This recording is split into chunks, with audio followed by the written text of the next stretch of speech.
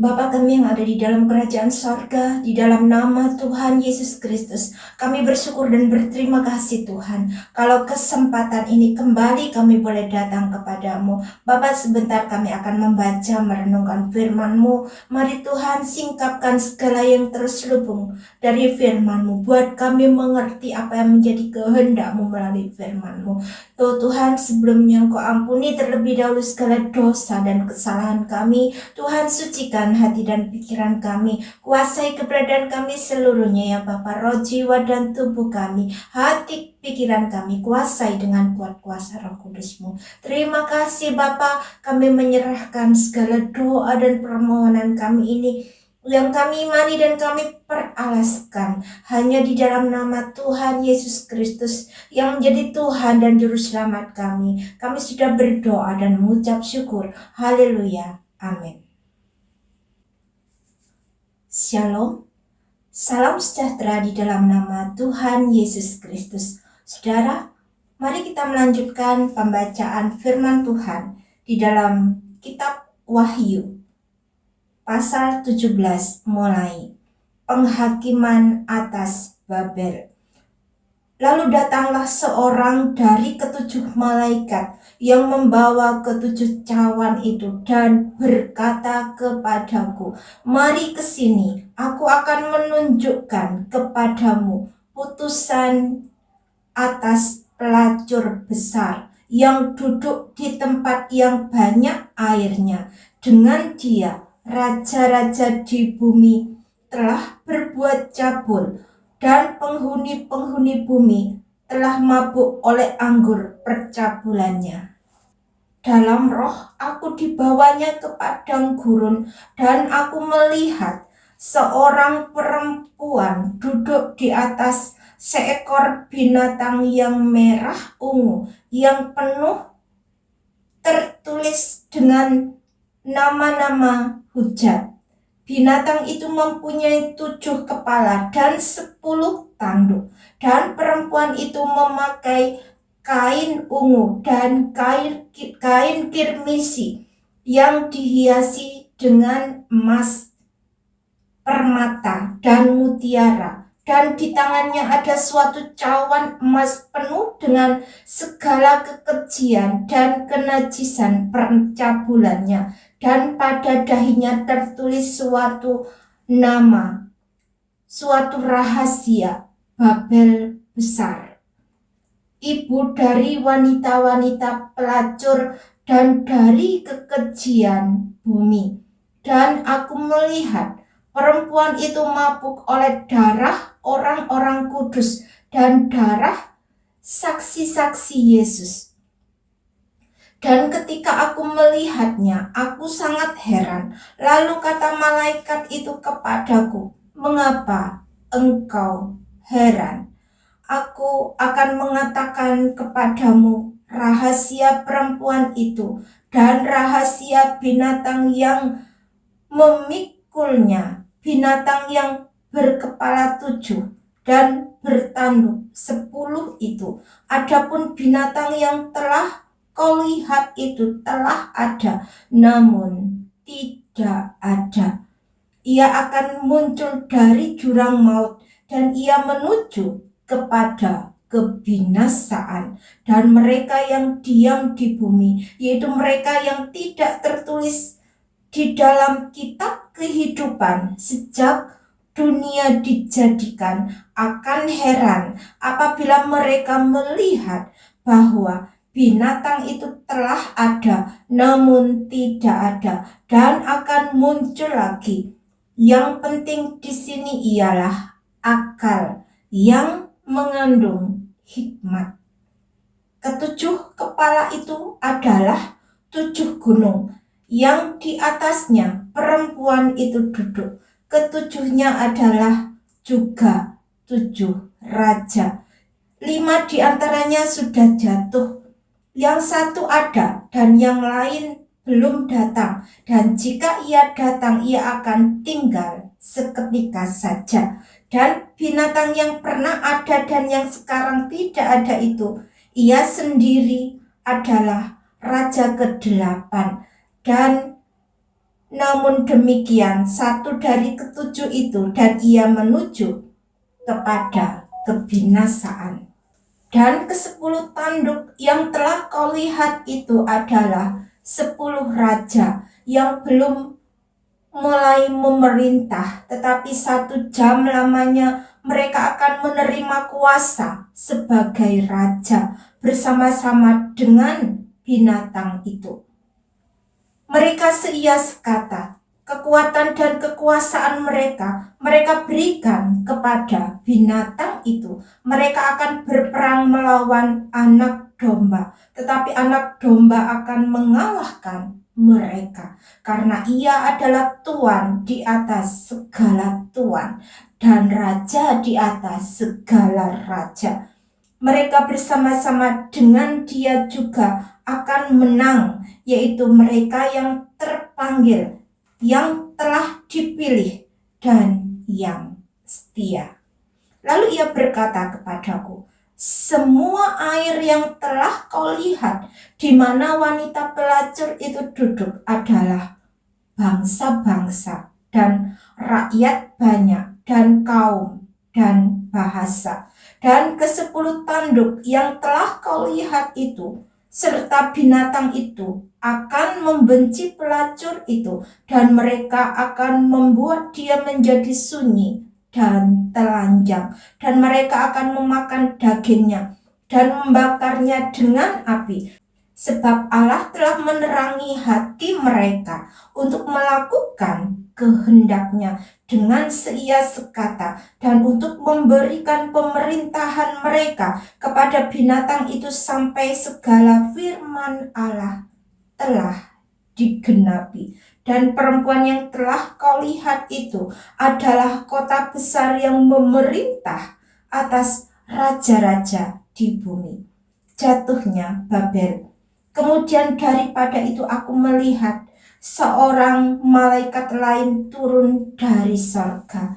Ia mempunyai kekuasaan besar, dan bumi menjadi terang oleh kemuliaannya, dan ia berseru dengan suara yang kuat, katanya, sudah rubuh Babel, kota besar itu, dan ia telah menjadi tempat kediaman roh-roh jahat, dan tempat bersembunyi semua roh najis, dan tempat bersembunyi segala burung yang najis dan yang dibenci, karena semua bangsa telah minum dari anggur hawa nafsu cabulnya, dan raja-raja di bumi telah berbuat cabul dengan dia, dan pedagang-pedagang di bumi telah menjadi kaya oleh kelimpahan hawa nafsunya.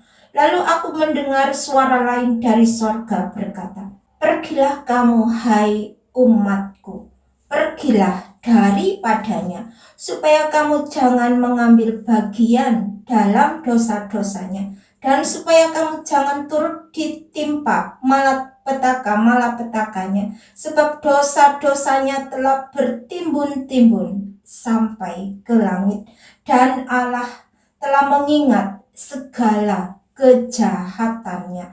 Balaskanlah kepadanya sama seperti dia juga membalaskan, dan berikanlah kepadanya 2 kali lipat menurut pekerjaannya.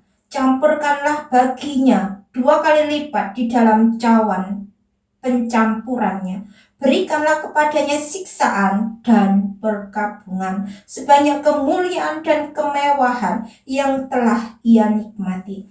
Sebab ia berkata di dalam hatinya, aku bertahta seperti ratu, aku bukan janda, dan aku tidak akan pernah berkabung. Sebab itu segala malapetaka akan datang dalam 1 hari, yaitu sampar dan perkabungan dan kelaparan, dan ia akan dibakar dengan api, karena Tuhan Allah yang menghakimi dia adalah kuat.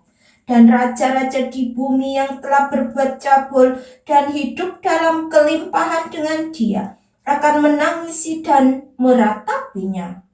Apabila mereka melihat asap api yang membakarnya, mereka akan berdiri jauh-jauh karena takut akan siksaannya, dan mereka akan berkata, celaka, Celaka engkau, hai kota yang besar, Babel, hai kota yang kuat, sebab dalam 1 jam saja sudah berlangsung penghakimanmu, dan pedagang-pedagang di bumi menangis dan berkabung karena dia. Sebab tidak ada orang lagi yang membeli barang-barang mereka, yaitu barang-barang dagangan dari emas dan perak, permata dan mutiara, dari lenan halus dan kain ungu, dari sutra dan kain kirmisi, berbagai jenis barang dari kayu yang harum baunya, berbagai jenis barang dari gading, berbagai jenis barang dari kayu yang mahal, dari tembaga, besi, dan pualam, kulit manis dan rempah-rempah, wangi-wangian, mur dan kemenyan, anggur, minyak, tepung halus dan gandum, lembu sapi, domba, kuda dan kereta, budak, dan bahkan nyawa manusia. Dan mereka akan berkata, sudah lenyap buah-buahan yang diingini hatimu, dan segala yang mewah dan indah telah hilang daripadamu dan tidak akan ditemukan lagi. Mereka yang memperdagangkan barang-barang itu, yang telah menjadi kaya oleh dia, akan berdiri jauh-jauh karena takut akan siksaannya, dan sambil menangis dan meratap, mereka berkata, celaka, celaka kota besar yang berpakaian lenan halus dan kain ungu dan kain kirmisi, dan yang dihiasi dengan emas dan permata dan mutiara.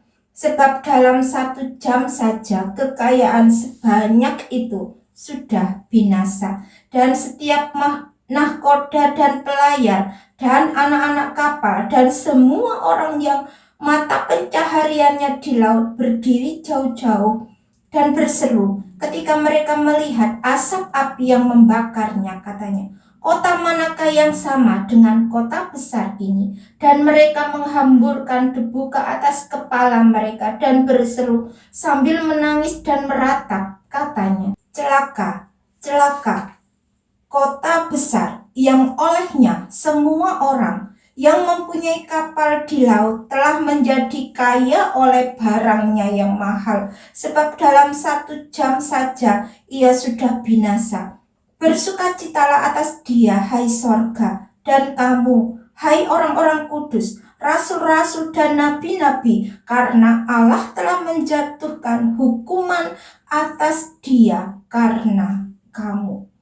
Babel tidak akan bangkit lagi, dan seorang malaikat yang kuat mengangkat sebuah batu besar, batu kilangan, lalu melemparkannya ke dalam laut, katanya, demikianlah Babel, kota besar itu, akan dilemparkan dengan keras ke bawah, dan ia tidak akan ditemukan lagi, dan suara pemain-pemain kecapi dan penyanyi-penyanyi dan peniup-peniup seruling dan sangkakala tidak akan kedengaran lagi di dalammu. Dan seorang yang ahli dalam sesuatu kesenian tidak akan ditemukan lagi di dalammu. Dan suara kilangan tidak akan kedengaran lagi di dalammu. Dan cahaya lampu tidak akan bersinar lagi di dalammu. Dan suara mempelai laki-laki dan pengantin perempuan tidak akan kedengaran lagi di dalammu. Karena pedagang-pedagangmu adalah pembesar-pembesar di bumi. Oleh ilmu sihirmu semua bangsa disesatkan, dan di dalamnya terdapat darah nabi-nabi dan orang-orang kudus, dan darah semua orang yang dibunuh di bumi. Nyanyian atas jatuhnya Babel, pasal 19.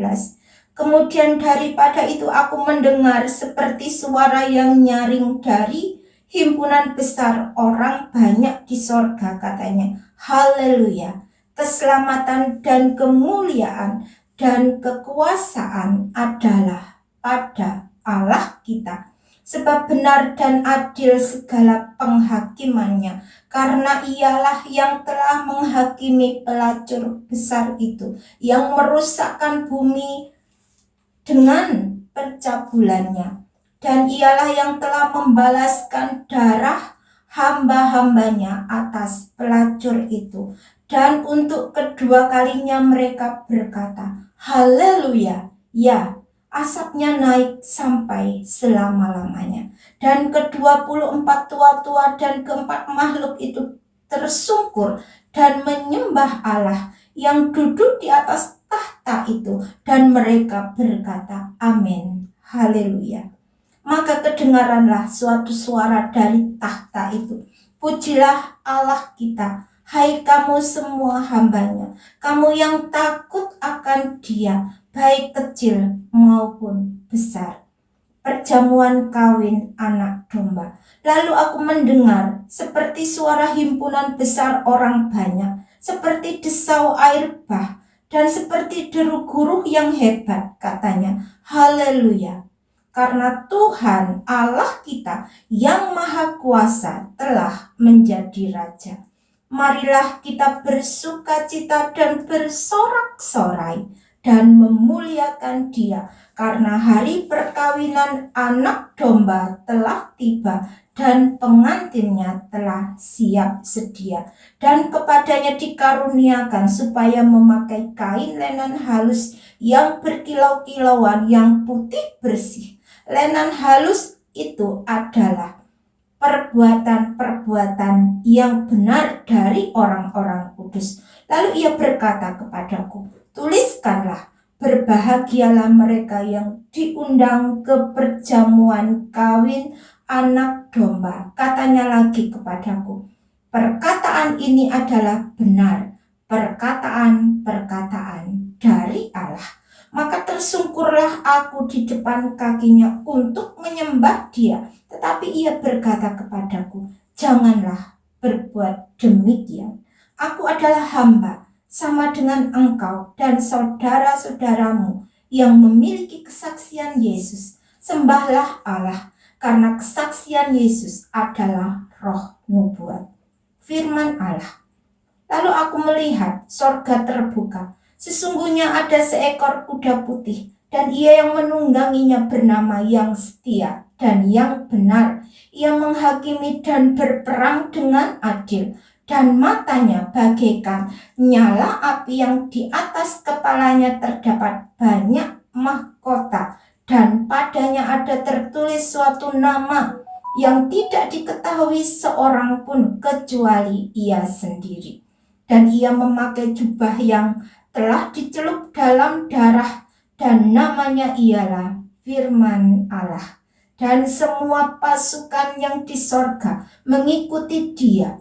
Mereka menunggang kuda putih dan memakai lenan halus yang putih bersih, dan dari mulutnya keluarlah sebilah pedang tajam yang akan memukul segala bangsa, dan ia akan menggembalakan mereka dengan gada besi, dan ia akan memeras anggur dalam kilangan anggur, yaitu kegeraman murka Allah yang maha kuasa. Dan pada jubahnya dan pahanya tertulis suatu nama, yaitu Raja segala raja dan Tuan di atas segala tuan.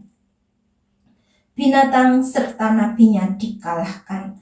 Lalu aku melihat seorang malaikat berdiri di dalam matahari, dan ia berseru dengan suara nyaring kepada semua burung yang terbang di tengah langit. Katanya, marilah ke sini dan berkumpullah untuk turut dalam perjamuan Allah, perjamuan yang besar, supaya kamu makan daging semua raja, dan daging semua panglima, dan daging semua pahlawan, dan daging semua kuda, dan daging semua penunggangnya, dan daging semua orang, baik yang merdeka maupun hamba, baik yang kecil maupun yang besar.